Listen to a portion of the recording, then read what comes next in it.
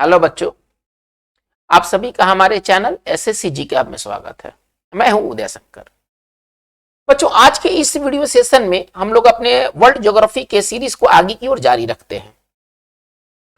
आज के इस वर्ल्ड ज्योग्राफी में हम लोग टोटल 40 क्वेश्चंस को करेंगे जो कि प्रीवियस एग्जाम्स में पूछे जा चुके हैं और ये एक बार नहीं कई बार पूछे गए हैं। आगे आने वाले तमाम एग्जाम्स जिसमें कि जीएस एक पेपर है, उसके लिए ये वीडियो सेशंस काफी इंपॉर्टेंट होंगे। परंतु आपके लिए एक टास्क दिया गया है, पहले आप इन प्रश्नों को हल करें। आप अपने पेन पेपर का इस्तेमाल करें, सीधे आप इसी तरह से ना देखें, 1 बाय 1 करके हल करें और इसके बाद आप अपने आंसर शीट को आप हमारे आंसर से मैच कर ले। इससे आप अपना सही ढंग से मूल्यांकन कर पाइएगा कि आपकी ज्योग्राफी की तैयारी कैसी है। चलिए सबसे पहले सवाल को देखते हैं इस एमसीक्यू सेशन का। निम्नलिखित में से सबसे अधिक बोले जाने वाली भाषा कौन सी है? 4 ऑप्शंस दिए गए हैं आपके सामने, स्पेनिश, फ्रांसीसी, बंगाली और रूसी। बच्चों, आप इस वीडियो को पॉज कर ले, पॉज करके आप इसे खुद से बनाएं। इसके बाद आप हमारे आंसर से अपने आंसर को मैच करें। इसमें से पूछा यह गया है कि किस भाषा को सबसे ज्यादा लोग दुनिया भर में बोलते हैं। इसका राइट आंसर होना चाहिए स्पेनिश। ये जितने लैंग्वेज दिए गए हैं इसमें राइट आंसर होना चाहिए स्पेनिश। ऐसे दुनिया में सर्वाधिक बोले जाने वाली जो भाषा पहले थी वो मंडारिन थी। वर्तमान समय में अंग्रेजी है जो कि फर्स्ट लैंग्वेज के तौर पर बोली जाती है। दुनिया भर में इंग्लिश को सबसे ज्यादा फर्स्ट लैंग्वेज के तौर पर बोली जाने वाली भाषा है।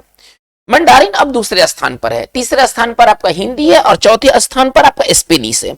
लेकिन इस ऑप्शंस में जो दिया गया है वो स्पेनिश फ्रांसीसी से ज्यादा बोला जाता है, फ्रांसीसी बंगाली से और बंगाली जो है रूसी से ज्यादा बोला जाता है। तो बच्चों इसका राइट आंसर होना चाहिए 1 का राइट आंसर ए होना चाहिए। वैसे दुनिया की सर्वाधिक बोले जाने वाली भाषा जो है वो इंग्लिश है।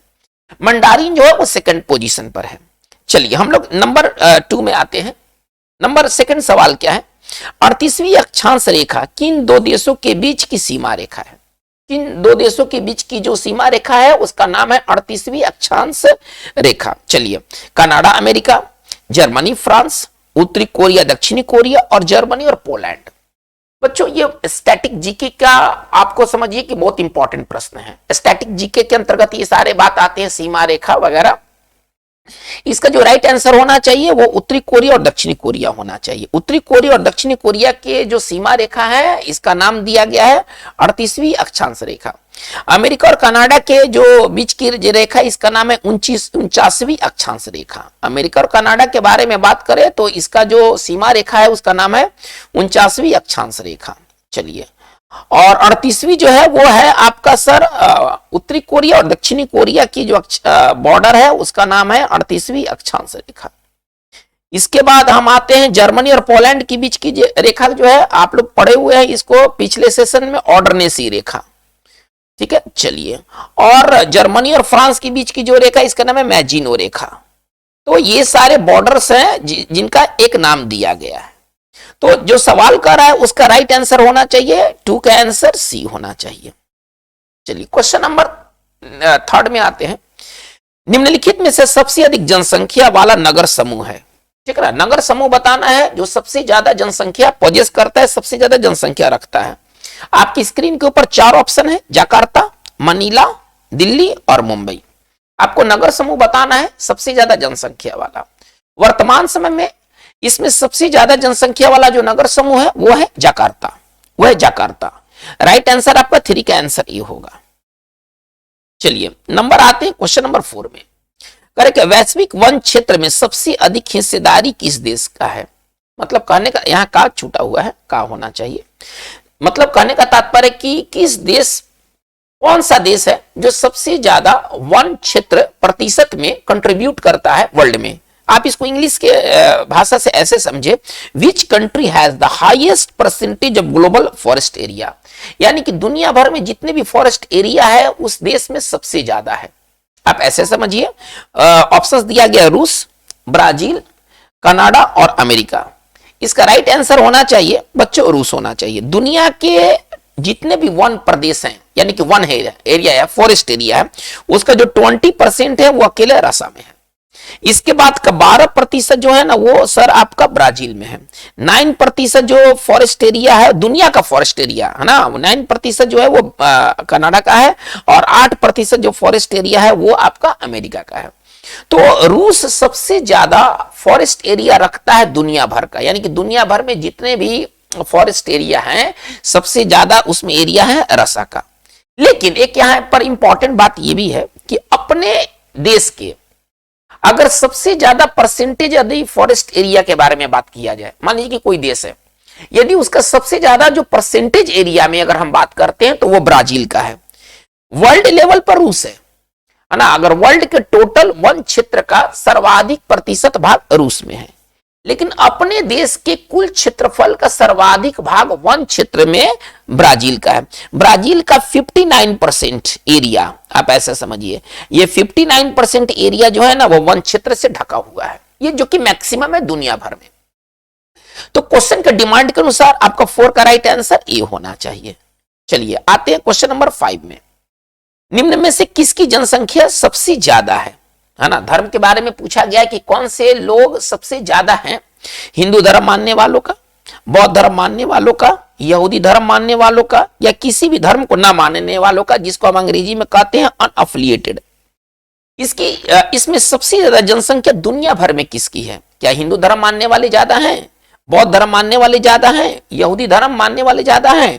नहीं, इसका राइट आंसर होना चाहिए कि दुनिया भर में किसी भी धर्म को ना मानने वाले हिंदू धर्म वाले से ज्यादा है।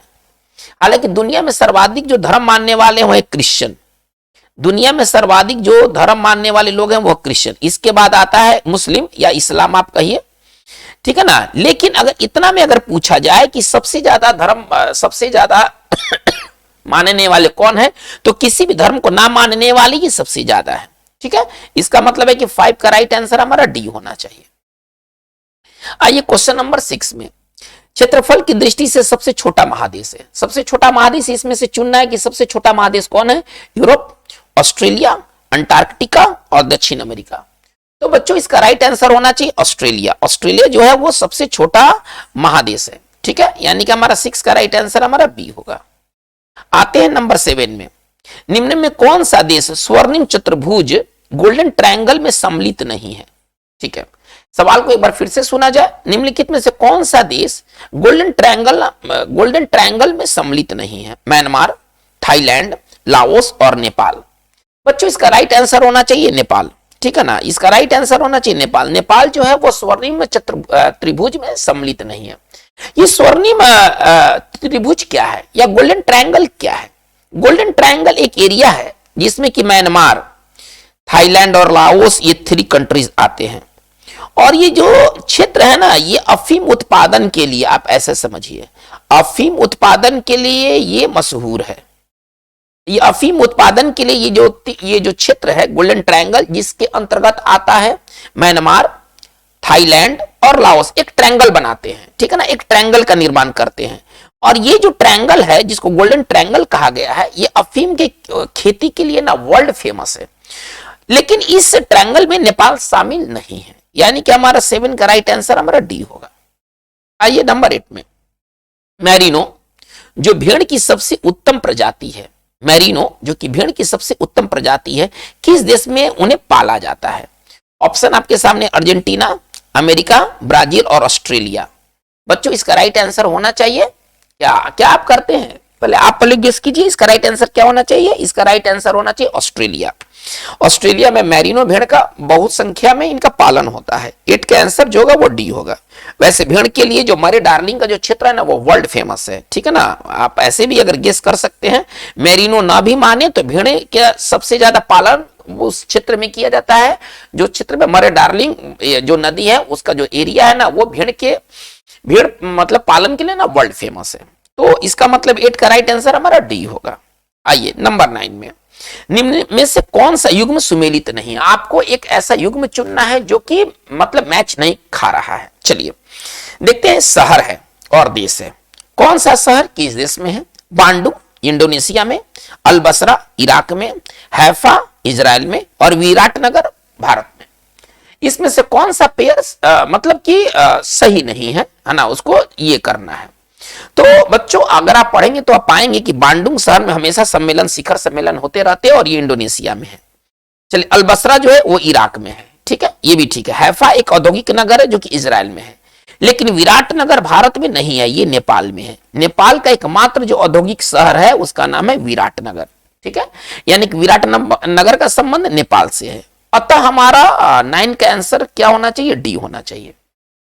आइए नंबर 10 में, ग्रेट डिवाइडिंग रेंज, ये एक पहाड़ का नाम है, एक पर्वत श्रृंखला है। ग्रेट डिवाइडिंग रेंज किस देश में स्थित है?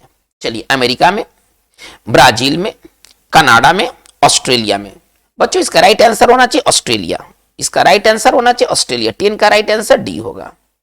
आइएगा नंबर 11 में, निम्न में से कौन सा युग्म सुमेलित नहीं है? आपको एक ऐसा युग्म चुनना है जो कि मतलब कि वो मैच्ड नहीं है। चलिए, घास का मैदान है और ये देश है।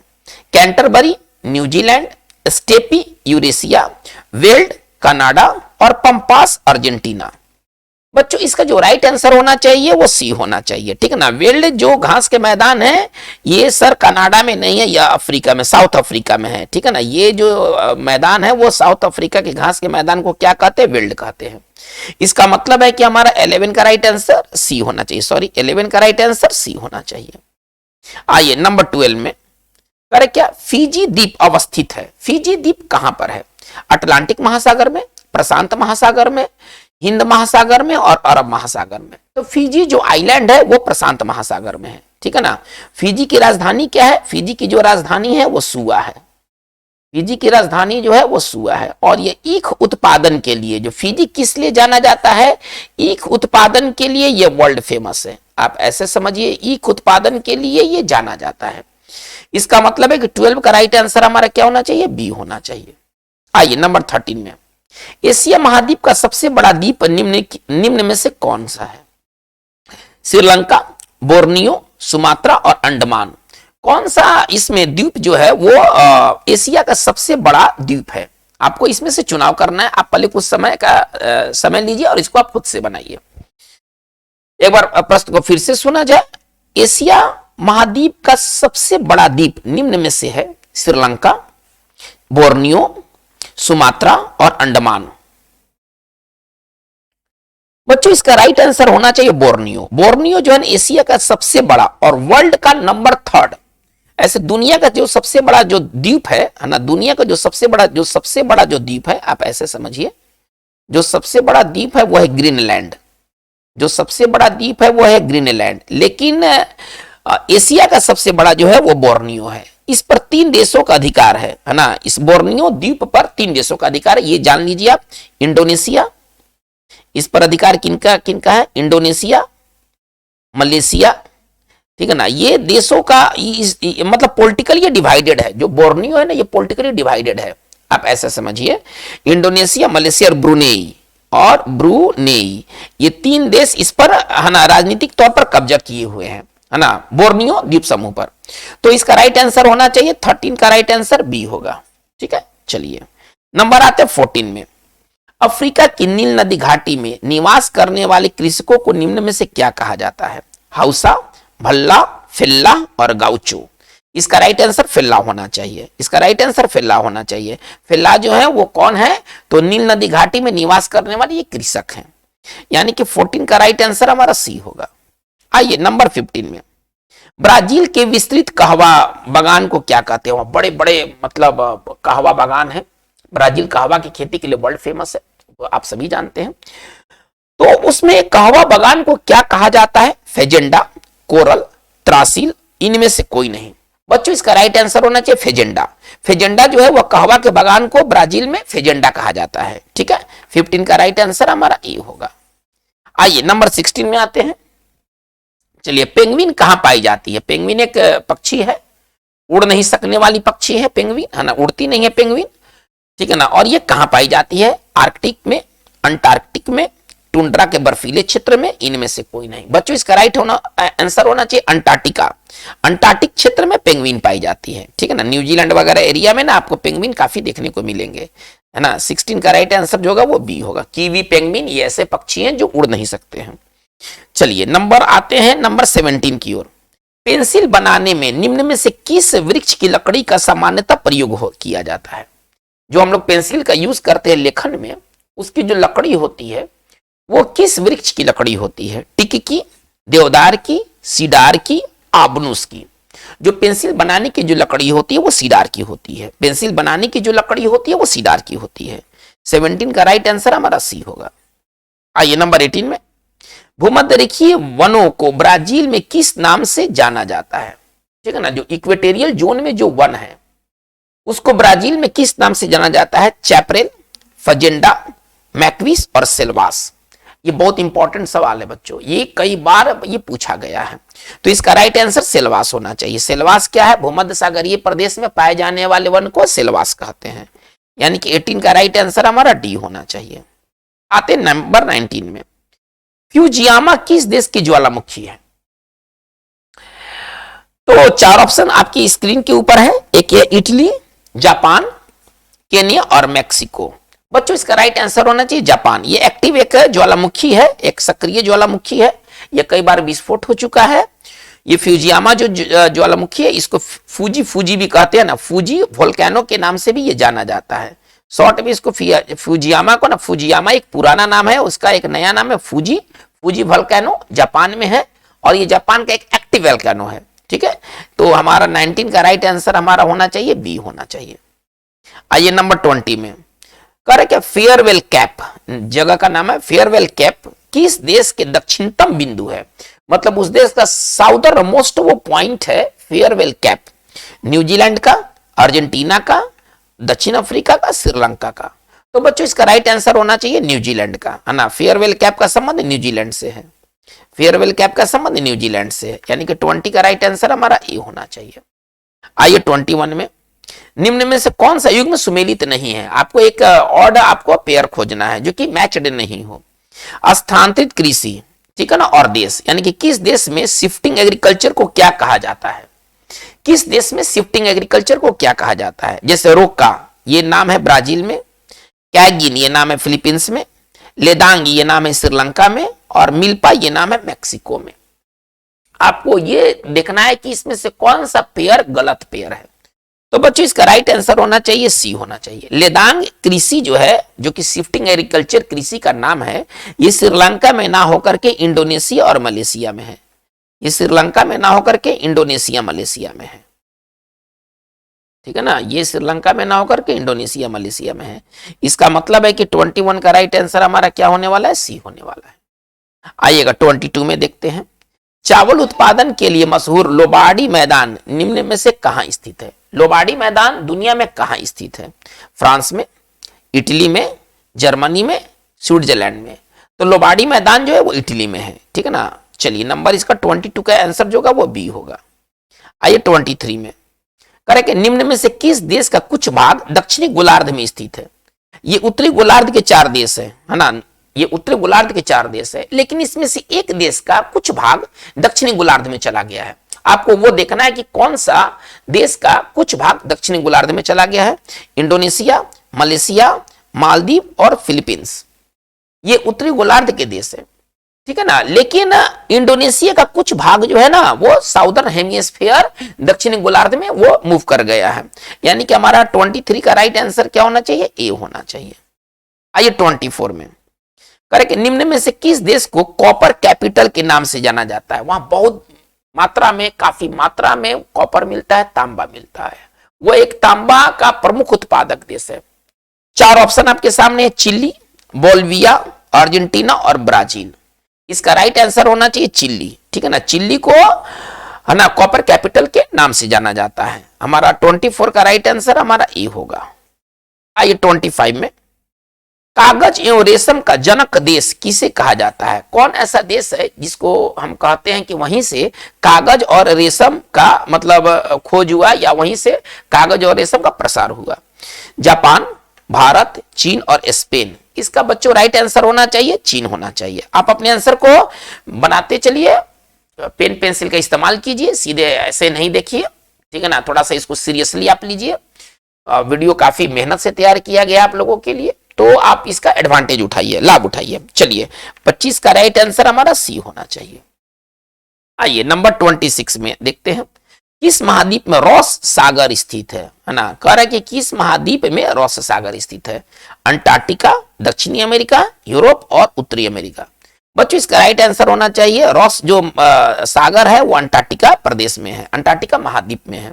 यानी कि हमारा 26 का राइट आंसर ए होगा। और ये जो रॉस सागर है, यहाँ पर दुनिया भर में जितने भी अंटार्कटिका क्षेत्र में जो रिसर्च होते हैं, तो ये एक बहुत बड़ा एक रिसर्च सेंटर है। आप ऐसा समझिए, रॉस सागर जो है ना एक बहुत बड़ा रिसर्च सेंटर है अंटार्कटिका प्रदेश का। तो 26 का राइट आंसर हमारा ए होगा। आइए 27 में, विश्व की सबसे लंबी स्थलीय सीमा किन दो देशों के बीच में है। सबसे लंबा बॉर्डर बताना है कि किस दो देशों के बीच सबसे लंबा बॉर्डर है।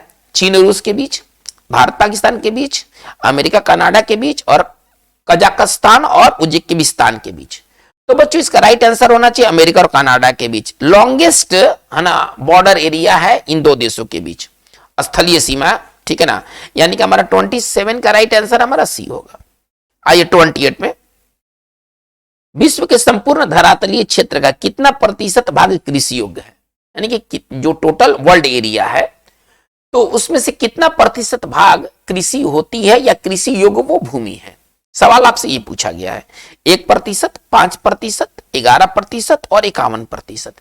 कितना प्रतिशत जो भूमि है वो कल्टीवेबल है, वो कृषि योग्य है। तो इसका राइट आंसर होना चाहिए 11%। यानी कि हमारा 28 का राइट आंसर क्या हो जाएगा, सी हो जाएगा।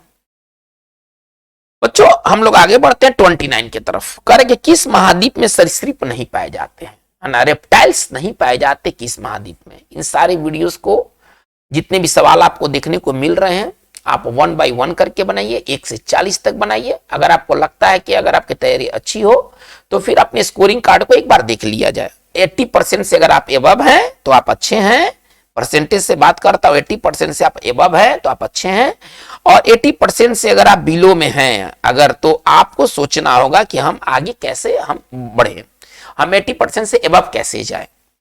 चलिए, किस महाद्वीप में सरीसृप नहीं पाए जाते हैं? ऑस्ट्रेलिया, यूरोप, दक्षिण अमेरिका, अंटार्कटिका। तो बच्चों इसका राइट आंसर अंटार्कटिका होना चाहिए, ठीक है ना। अंटार्कटिका एक महाद्वीप है जहां पर कोई भी रेप्टाइल्स आपको देखने को नहीं मिलेगा। 29 का आंसर डी होगा। आइए 30 में, विश्व प्रसिद्ध उलंग किस्म की चाय निम्न में से किस देश में पैदा की जाती है? उलंग चाय किस देश में पैदा की जाती है? भारत में, म्यांमार में, श्रीलंका में, ताइवान में। तो इसका राइट आंसर ताइवान होना चाहिए, ठीक है ना। इसका राइट आंसर ताइवान होना चाहिए। उलंग चाय की किस्म है जो कि वर्ल्ड फेमस किस्म है और ये ताइवान में होता है। तो इसका आंसर क्या होगा? डी हो जाएगा। इसका आंसर जो होगा वो डी हो जाएगा। 30 का आंसर डी हो जाएगा। आइए 31 में, निम्नलिखित में से किस महाद्वीप में आंतरिक जल मार्गों का सर्वाधिक विकास हुआ है? ठीक है ना, वहां पर जो इंटरनल जो रिवर जो तरीका है, रिवर का सिस्टम जो है ना वो सर्वाधिक डेवलप्ड हुआ है किस महाद्वीप में? यूरोप में, एशिया में, उत्तरी अमेरिका में और अफ्रीका में। इसका राइट आंसर होना चाहिए बच्चों यूरोप में। यूरोप में सर्वाधिक इंटरनल वाटर बॉडी का वहां पर डेवलपमेंट हुआ है। तो 31 का राइट आंसर जो होगा वो ए होगा।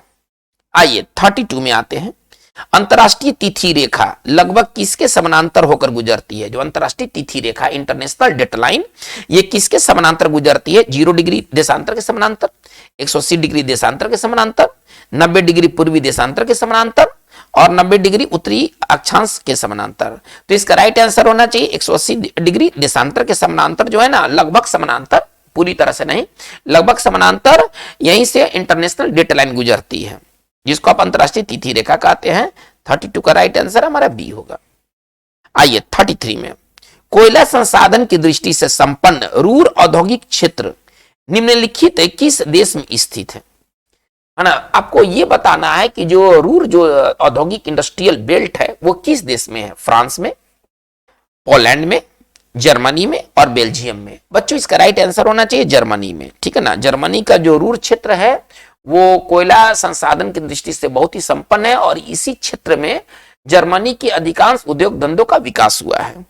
चलिए, तो इसका मतलब है कि 33 का आंसर जो होगा वो आपका सी होगा। आइए 34 में बात करते हैं, डॉगर बैंक एक प्रमुख उत्पादक है। डॉगर बैंक किस लिए जाना जाता है? पूरे वर्ल्ड में डॉगर बैंक क्यों फेमस है? नाइट्रेट का वहां उत्पादन होता है, समुद्री मत्स्य का उत्पादन होता है, लौह अयस्क का उत्पादन होता है, बॉक्साइट का उत्पादन होता है। इसमें से आपको यह बताना है कि डॉगर बैंक में किसका उत्पादन होता है। तो डॉगर बैंक दुनिया का सबसे बड़े है ना फिश कैचिंग एरिया में से एक है, या मछली पकड़ा जाता है, ठीक है ना। इसका मतलब इसका संबंध समुद्री मत्स्य से है। डॉगर बैंक एक क्षेत्र है, ठीक है ना, एक क्षेत्र है, ये कोई बैंक वाला वो बैंक नहीं है जो कि हम लोग आमतौर पर समझते हैं। 34 का राइट आंसर जो होगा वो बी होगा। आइए 35 में कर है क्या कि कौन सा महाद्वीप मानव जाति का जन्म स्थल माना जाता है। यह माना जाता है कि उसी महाद्वीप में सबसे पहला मानव आया, सबसे पहले मानव का विकास हुआ। एशिया, अफ्रीका, कौन सा महाद्वीप खोजना है, यूरोप और दक्षिणी अमेरिका। तो इसका राइट आंसर बच्चों होना चाहिए अफ्रीका। अफ्रीका को माना जाता है कि ये एक कॉन्टिनेंट है, एक महाद्वीप है जहां पर मानव का सबसे पहले विकास हुआ था। यानी कि हमारा 35 का राइट आंसर हमारा बी होना चाहिए। आइए 36 में देख लेते हैं। करें कि निम्नलिखित में से किस एक महाद्वीप में उसके संपूर्ण क्षेत्रफल में मैदानी भाग का प्रतिशत सर्वाधिक है। आपको इसमें से कॉन्टिनेंट खोजना है जहां पर उसका जो मैदानी क्षेत्र है सर्वाधिक प्रतिशत में है, ठीक है ना। चलिए, तो एशिया, यूरोप, उत्तरी अमेरिका और दक्षिण अमेरिका, ठीक है ना। चलिए, इसका राइट आंसर यूरोप होना चाहिए, ठीक है ना। यूरोप का भूमि का सर्वाधिक जो प्रतिशत है वो मैदानी भाग में है, यानी कि 36 का राइट आंसर हमारा बी होगा। आइएगा 37 में। भौगोलिक क्षेत्र की दृष्टि से जापान का सबसे बड़ा द्वीप है। जापान का सबसे लार्जेस्ट द्वीप कौन है। होक्काइडो, होन्शु, शिकोकू और क्यूशु। इसका बच्चों राइट आंसर होना चाहिए होन्शु। होन्शु जो द्वीप है ना, ये जापान का सबसे बड़ा द्वीप है, यानी कि 37 का राइट आंसर हमारा क्या होना चाहिए, बी होना चाहिए। आइए 38 में। ऑस्ट्रेलिया का कुलगाड़ी प्रसिद्ध है। कालगुरली और कुलगाड़ी वहां का दो क्षेत्र है जो प्रसिद्ध है, सोना के लिए, गोल्ड के लिए, बॉक्साइट के लिए, पेट्रोलियम के लिए, लौह अयस्क के लिए। बच्चों ये मशहूर है सोना के लिए, इसलिए इसको कुलगाड़ी को स्वर्ण नगरी भी कहा जाता है। इसको स्वर्ण नगरी भी कहा जाता है, सरल भाषा में आप ऐसे समझिए। चलिए 39 में आते हैं। विश्व में डेयरी उद्योग का सबसे बड़ा केंद्र है। पूरे विश्व में, पूरे वर्ल्ड में डेयरी उद्योग है ना का सबसे बड़ा केंद्र है अमेरिका, भारत, फिनलैंड, डेनमार्क। तो बच्चों इसका राइट आंसर होना चाहिए डेनमार्क। इसका राइट आंसर होना चाहिए डेनमार्क। 39 का आंसर डी होगा। आते 40 में। करें विश्व प्रसिद्ध आर्ट म्यूजियम लूवर, थोड़ा ध्यान दिया जाए, विश्व प्रसिद्ध आर्ट म्यूजियम लूवर स्थित है कहां पर, है ना। आपको वो जगह खोजना है, न्यूयॉर्क में, जिनेवा में, बर्लिन में, पेरिस में। तो बच्चों इसका राइट आंसर होना चाहिए जो लूवर जो म्यूजियम है, जो दुनिया का सबसे बड़ा आर्ट म्यूजियम लूवर है, वो स्थित है पेरिस में। 40 का आंसर हमारा जो होगा वो डी होगा। बच्चों आज के इस वीडियो सेशन में ये हमारी टोटल बातें हुई, जिसमें 1 से लेकर के 40 तक हमने सवाल को देखा है। ये वीडियो आपको कैसा लगा? अगर आपको ये पसंद आया हो, आप अपने ग्रुप में इसे स्प्रेड करें, फैलाएं। आप चैनल को सब्सक्राइब करें। आपको अगर कोई वीडियो संबंधी कोई प्रॉब्लम हो तो आप इसके लिए कमेंट बॉक्स का इस्तेमाल करें। आज की बात बस इतना ही। Thank you very much.